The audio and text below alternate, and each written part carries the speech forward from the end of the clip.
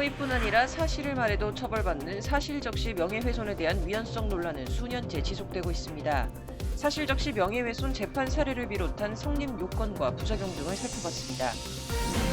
36년 법관 생활을 마무리한 후에도 바쁜 일정을 이어가고 있는 강민구 전 서울고법 부장판사를 만나 그의 거침없는 행보에 대해 알아봤습니다.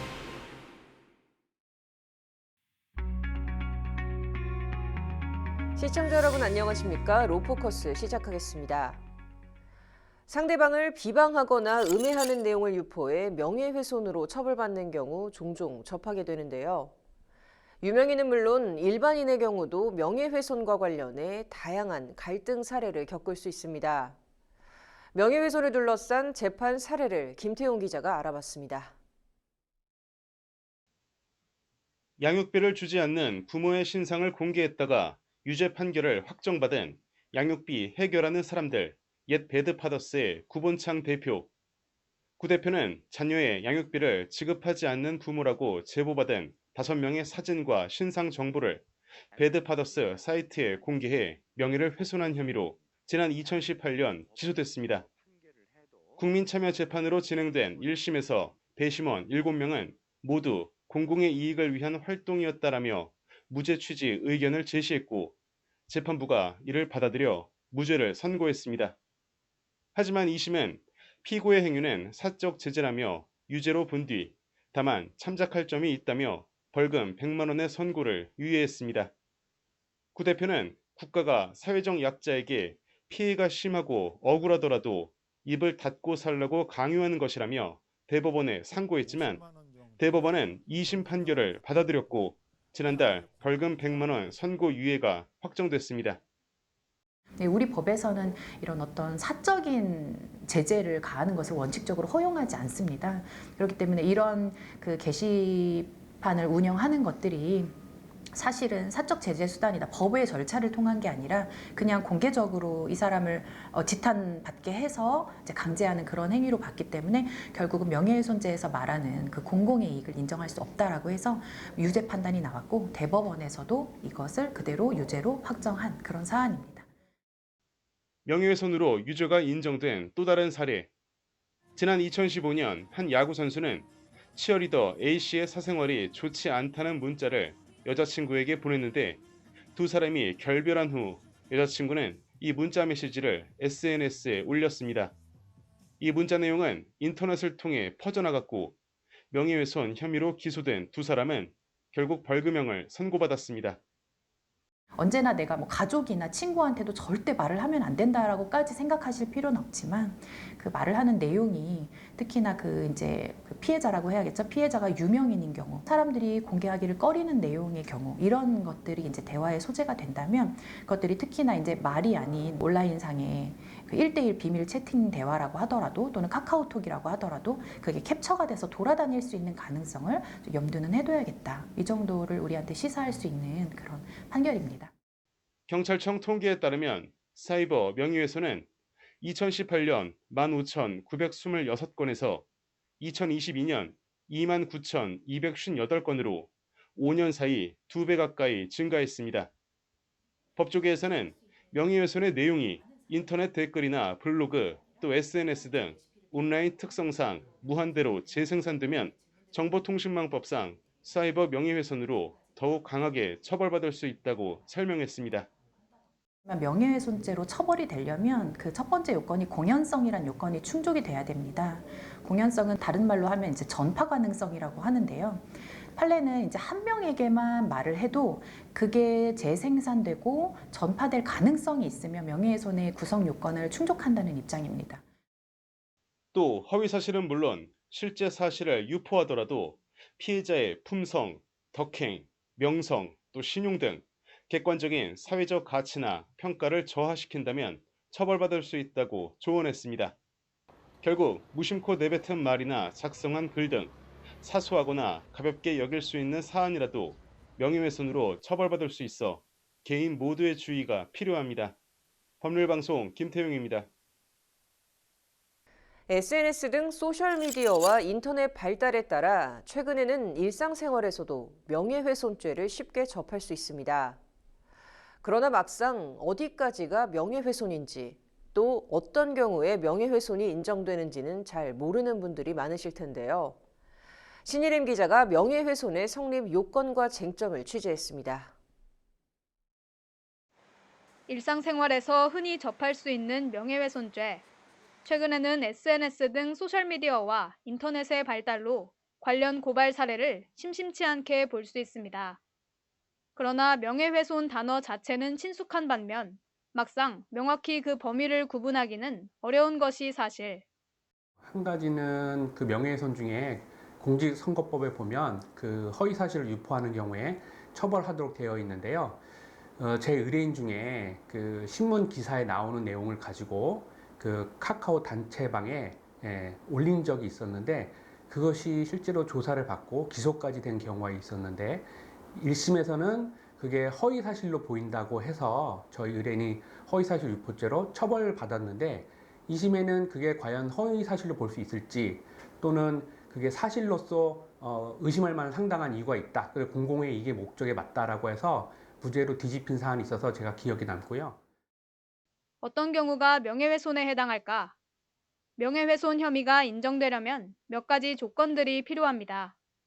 가장 먼저 따져봐야 할 것은 공연성. 해당 내용이 불특정인이나 다수의 사람에게 알려지는 것을 가리킵니다. 다수가 함께 있는 공공연한 장소나 온라인상의 단체 채팅방에서 사실을 폭로하는 경우 등이 이에 해당합니다. 설령 소수에게만 말하더라도 그들이 다른 사람에게 말을 전달할 가능성이 있다면 전파성 이론에 따라 공연성이 인정됩니다. 명예훼손을 당한 피해자가 누구인지 특정할 수 있도록 하는 특정성도 필요합니다. 허위 사실 또는 진실한 사실을 적시한 사람이 있고 그 사람이 어떤 대상을 상대로 해야 되는데 그 대상이 특정이 되어야 됩니다. 예를 들어서 어떤 이니셜을 가지고 특정하는 경우도 있거든요. 근데 그 이니셜이 누군지 알 수 있다. 라고 하면은 특정이 되는 거고요. 이걸 이니셜만 봐서는 누군지 도저히 알 수 없다. 그럼 특정이 안 되는 겁니다. 명예훼손적 사실 적시도 주요 성립 요건 중 하나입니다. 사실 적시란 해당 내용에 대한 사실 여부 판단이 가능한지를 일컫는데 개인의 주관적인 가치 판단이나 의견 표현은 명예훼손이 성립될 수 없습니다. 식당을 방문했는데 나 식당 불친절해 또는 맛이 없어. 이거는 물론 식당 주인은 되게 기분이 나쁠 거예요. 뭐 다른 사람들은 맛있다라고 하고 우리는 친절하게 하는데 그럼 이게 과연 사실인가?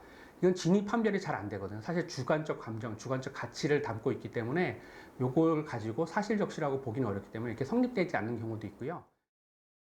또 적시한 내용이 대상에 대한 사회적 가치나 평가를 손상할 정도로 구체성을 띄어야 합니다.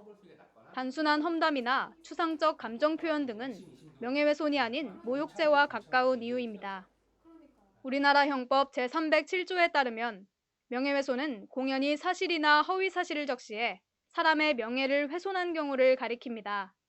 즉 허위든 진실이든 해당 사실을 전파함으로써 누군가의 사회적 가치나 평가를 떨어뜨렸다면 명예훼손에 해당할 수 있다는 것입니다. 그러나 여전히 애매한 부분은 있습니다. 불륜이나 학교폭력, 비리 등 피해 사실을 폭로하는 경우에도 명예훼손으로 처벌받는 경우가 있기 때문입니다. 이 때문에 일각에서는 사실 적시 명예훼손을 폐지해야 한다는 주장도 나오고 있습니다.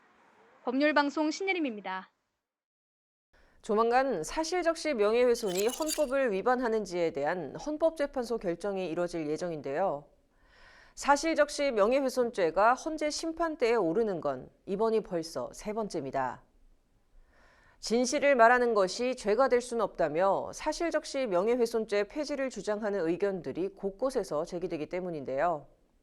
왜 사실적시 명예훼손죄가 개정되거나 폐지돼야 한다는 말들이 나오는 건지 살펴봤습니다. 여러 국제 인권기구들이 우리나라에 지속적으로 형사적 처벌을 폐지할 것을 정식 권고하고 있는 형법상 죄가 있습니다. 바로 사실적시에 의한 명예훼손죄입니다. UN 시민적 정치적 권리위원회 소속 호세 산토스 파이스 위원은 명예훼손의 범죄화가 개인의 명예를 지키기 위해 필수적인 방법은 아니라고 생각한다고 밝힌 바 있습니다. 또한 한국인 최초로 해당 위원회에 선출된 서창록 위원도 국제인권법에서는 기본적으로 명예훼손을 형법으로 처리하는 것을 하지 말라고 권고하고 있다며 거기까지 가서는 안 된다는 것이 국제법의 입장이라고 말했습니다. 대한민국에서 사실적시 명예훼손 관련 문제가 제기된 지도 벌써 10년. 관련법인 형법 제307조 1항과 정보통신망법 제70조 1항은 한 번 훼손되면 온전히 회복하기 어려운 특성을 가진 개개인 명예를 지켜주고자 만들어졌습니다. 그러나 법적 처벌만으로는 문제를 해결하기 어려운 사건이 공론화됐을 때 가해자가 피해자의 입을 막는 구실로 악용된다는 지적을 받아왔습니다. 즉, 피해자가 자신의 피해 사실을 알리는 행위까지 처벌해 피해 구제 가능성을 가로막는다는 말입니다. 사실적시 명예훼손죄는 일단 다른 사람의 명예를 훼손할 수 있는 표현이라면 그게 진실인지 허위인지를 불문하고 모두 형사처벌될 수 있는 행위로 만들어버린다는 것이 문제입니다. 미투운동, 갑질폭로, 학폭폭로처럼 힘없는 개인들이 자신의 피해 사실이나 진실을 밝히면서 가해자와 사회의 경각심을 불러일으키고자 하는 일종의 사회고발 활동이 심각하게 위축될 수밖에 없다는 최근 양육비 위지급 등 공익을 내세운 폭로가 일종의 사회운동으로 받아들여지면서 사실적시 명예훼손죄의 위헌성 논란은 갈수록 관심을 받고 있습니다. 사실적시 명예훼손에 대한 반대의 목소리는 이곳저곳에서 터져나오고 있습니다. 특히 온전한 사실을 말해도 처벌받지만 공익적 목적이 인정되면 처벌받지 않는 예외 조항에도 문제점이 있다는 주장이 나옵니다. 공익에 관한 것이면 괜찮고 그렇지 않은 것은 처벌하고 이런 이분법적 기준 자체가 표현의 자유를 제약한다는 겁니다. 네, 그런 조항이 있긴 하지만 공익이라는 개념 자체가 판단자의 주관에 따라서 달라질 수 있는 매우 추상적이고 불명확한 개념이기 때문에 그런 조항이 있다고 해서 표현의 자유에 대한 부당한 위축 효과를 방지할 수는 없다고 보이고, 그래서 공익적 목적의 인정 여부가 이제 신급마다 다르게 나온 판결례도 상당히 많죠. 법조계 내부에서도 사실적시 명예훼손죄에 대해 수년 전부터 꾸준히 비판적 의견을 내왔습니다. 하지만 이 같은 폐지 주장에도 불구 헌법재판소는 2016년과 2021년 두 차례에 걸쳐 해당 법이 위법하지 않다고 판단했습니다. 헌재는 오늘날 사실적시 매체가 매우 다양해짐에 따라 명예훼손적 표현의 전파 속도와 파급 효과가 광범위해지고 있다며 심판 대상 조항은 공연히 사실을 적시해 타인의 명예를 훼손하는 행위를 금지함으로써 개인의 명예, 즉 인격권을 보호하기 위한 것이므로 입법 목적의 정당성이 인정된다는 이유를 들며 사실적시 명예훼손죄에 대한 합헌 결정을 내렸습니다. 그러면서 헌재는 만약 표현의 자유에 대한 위축 효과를 고려해 심판 대상 조항을 전부 위헌으로 결정한다면 사람의 가치에 대한 사회적 평가인 외적 명예가 침해되는 것을 방치하게 된다고 판시했습니다. 표현의 자유와 인격권 보호 중 어느 게 우선돼야 할까? 이따른 헌법재판소의 합헌 결정에도 여전히 사실적시 명예훼손을 둘러싼 논쟁은 계속되는 가운데 이번 세 번째 헌재 판단에 이목이 집중되고 있습니다. 법률방송 신세아입니다.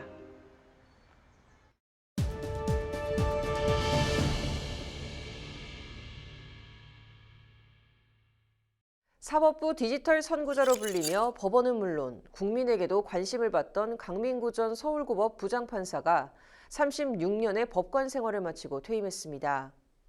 작성한 판결물만 1만 건이 넘는 노련한 법관이었지만 세상에 대한 탐구심과 열정은 여전히 아이와 같다고 합니다.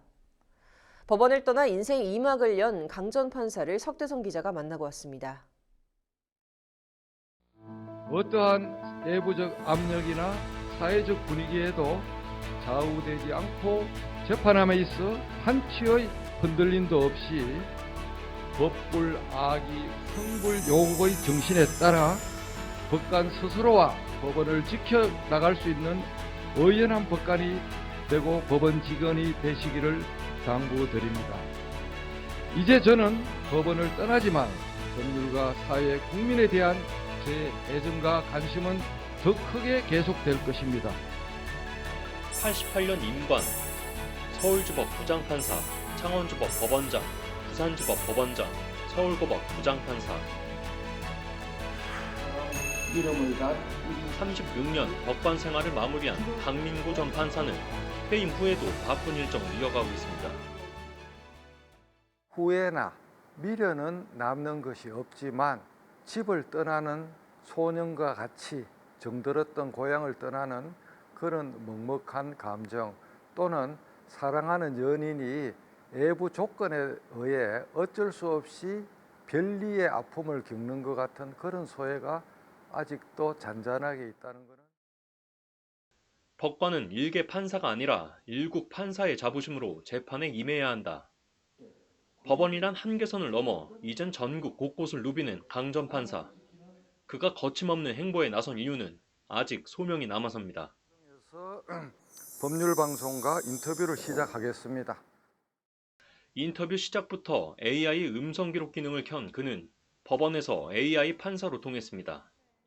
처갓집 조카가 고모부 미국에서 세상이 뒤집어지는 혁신이 일어났어요 하면서 오픈 AI의 그 URL을 저한테 보내줘서 사법정보화발전위원회 위원장을 하면서 차세대 시스템의 그 시방서를 다 설계를 한 바가 있는데, 그 시스템은 아직 AI가 본격적으로 접목되지 않은 것이기 때문에 법관 생활 마지막 10년간 12권의 전자책을 발간, 국민에게 무상 제공했던 강 전 판사는 법조계 디지털 전환은 피할 수 없는 숙명임을 강조합니다.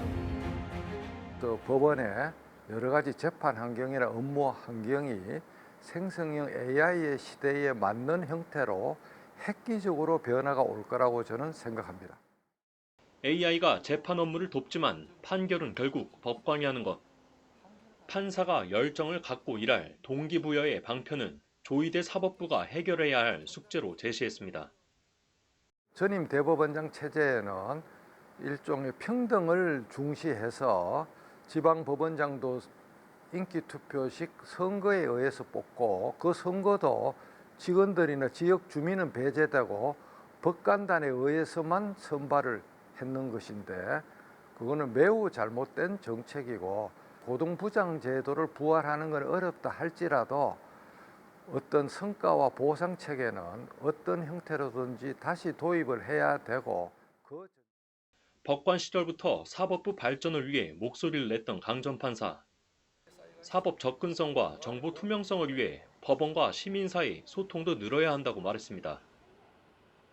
대한민국 3,000명 법관 모두가 저처럼 바깥 시민하고 면대면으로 접하는 그런 소통 활동을 할 필요는 없지만, 의혹이 있는 분들을 각 법원별로 업무를 지정해서 이렇게 열정으로 국민들과 소통하면, 그 국민과 사법부 사이에 소통이 안 되는 이른바 불통의 그 벽이라는 것이 서서히 허물어지고 사법 신뢰를 정진시키는데 결정적인 역할을 한다고 저는 지금도 자신하고 있습니다.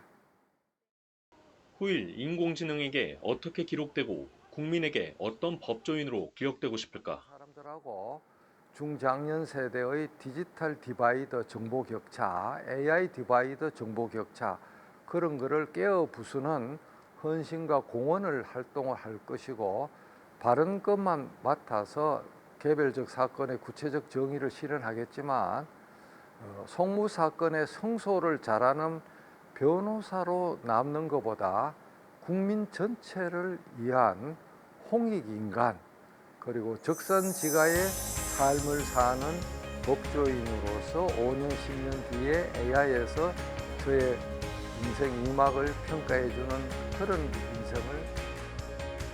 정년 퇴임 후 신세대보다 더 신세대 같은 삶에 한 발짝 더 다가선 강 전 판사.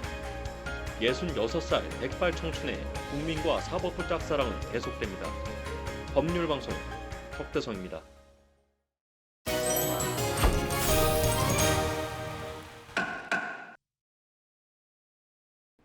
한 주간 이슈를 알아보는 앞으로에선 이번 주 화제였던 중대재해처벌법 확대 적용에 대해서 알아보고, 대한변호사협회의 국민정책 제안단 발족 소식에 대해서 구체적인 얘기 나눠보도록 하겠습니다. 양윤석 변호사 모셨습니다. 어서 오세요. 네, 먼저 중대재해처벌법에 대해서 좀 얘기를 해볼 텐데요. 이제 얼마 전에 중대재해처벌법 확대 적용 유예에 대해서 저희가 좀 다루지 않았습니까? 그런데 결국 이거 확대 적용이 시행됐죠?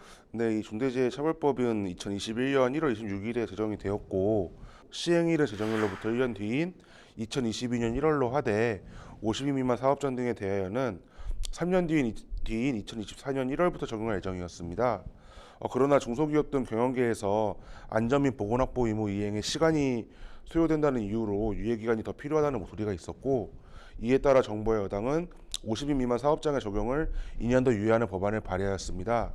그러나 야당과 노동계의 반대로 2년 유예 법안은 국회를 통과하지 못하였고, 이에 따라서 2024년 1월 27일부터 50인 미만 사업장에 대하여도 중대재해처벌법이 확대 적용되어 현재 시행 중에 있습니다.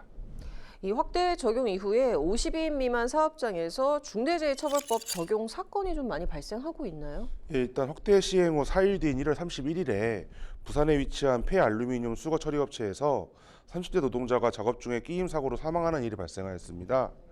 이 업체는 상시근로자 10명인 사업장으로 50인 미만 사업장 확대 적용 후 첫 중대산업재해 사건으로 보여집니다. 만약 사업주 등이 사고 예방 의무를 소홀히 하였다면 1년 이상의 징역 또는 10억 이하 벌금에 처하게 됩니다. 뿐만 아니라 강원도 태양광 패널 설치 공사 중 사망 사고, 포천 파이프 제조 공장에서 코일에 깔리는 사망 사고 등 50인 미만 사업장에서 계속해서 중대재해 사건이 발생을 하고 있고, 50인 이상 사업장에서도 계속하여 발생을 하고 있습니다. 이에 따라 대다수의 사업장에서 안전보건 확보 의무 이행이 시급한 상황이고, 중소기업 등 경영계에서는 계속해서 2년 적용 유예를 촉구하고 있는 상황입니다. 중소기업 단체 협의회 등이 주최해서 1월 30일에 국회에서 3,600명, 2월 14일 수원에서 4,000명의 중소기업인이 모여서 중대재해처벌법 적용 유예를 호소하는 시위를 진행하였는데요. 이번 2월 국회 본회의에서 유예 법안이 통과될지 지켜봐야 될 것 같습니다. 네, 말씀하신 대로 이 국회 본회의에서 좀 이 법안을 어떻게 할지 좀 지켜봐야 될 것 같습니다.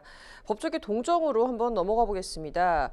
대한변호사협회에서 국민정책제안단이라는 것을 출범했다고 하는데 이거 소개 좀 해주시죠. 네, 이 대한변호사협회는 지난 2월 1일 제22대 국회의원 총선거에 대비해서 국민정책제안단을 출범하였습니다. 국민정책제안단은 법률 및 정책 전문가들이 국민의 기본적 인권 옹호 및 사회질서 유지, 법률제도 개선 방안 등에 관하여 논의하고 사회 현안에 관한 의견을 종합한 뒤에 정책 제안서를 만들어 각 정당에 제안할 계획입니다. 국민정책제안단은 학계, 정계, 법조계 전문가들로 구성이 되었고, 성낙인 전 서울대 총장과 우윤근 전 러시아 대사, 김철수 전국지방변호사협의회 회장이 단장으로 활동할 예정입니다. 네, 국민정책제안단 이게 말만 들어보면 좀 익숙하긴 한데 사실 저는 처음 보는 모임인 것 같긴 하거든요. 이 제안단이 앞으로 어떤 정책들을 논의할 것으로 보이시나요? 일단 먼저 법조계 주요 이슈인 변호사와 의뢰인 간의 비밀 유지권 도입이나 사설 법률 플랫폼의 독과점 해소를 위한 공공법률 플랫폼 구축 지원을 비롯해서 기업 공개 과정에서의 법률 보고서 의무화, ESG 법제도 구축 등에 대한 논의가 이루어질 것으로 보입니다. 그 밖에 국민의 기본권 보장을 위한 정책이나 법률제도 개선 등 다양한 정책들이 논의되어 제안될 것으로 보이는데요. 개인적으로는 저희 앞으로에서 여러 차례 다루었던 재판 지원 문제 해소를 위한 정책이나 형사성공보수 법제화 등도 함께 논의되었으면 하는 바람입니다. 대한변호사협회가 총선을 앞두고 이렇게 정책 제안 조직을 마련한 것은 이번이 처음으로 알려져 있습니다. 총선을 약 2개월 앞둔 시점에서 국민정책 제안단의 정책 제안서를 통하여 국민의 삶의 질을 향상시킬 수 있는 방안들이 모든 정당에 제안되고 총선 공약으로 반영될 뿐만 아니라 향후 22대 국회에서 법안을 발의할 때에도 좋은 자료가 되었으면 하는 바람입니다. 네, 이게 취지가 굉장히 좋은 것 같은데요. 목적에 맞게 앞으로 정말 국민들을 위한 많은 좋은 정책들이 나왔으면 하는 바람입니다. 이번 주 여기까지 듣도록 하겠습니다.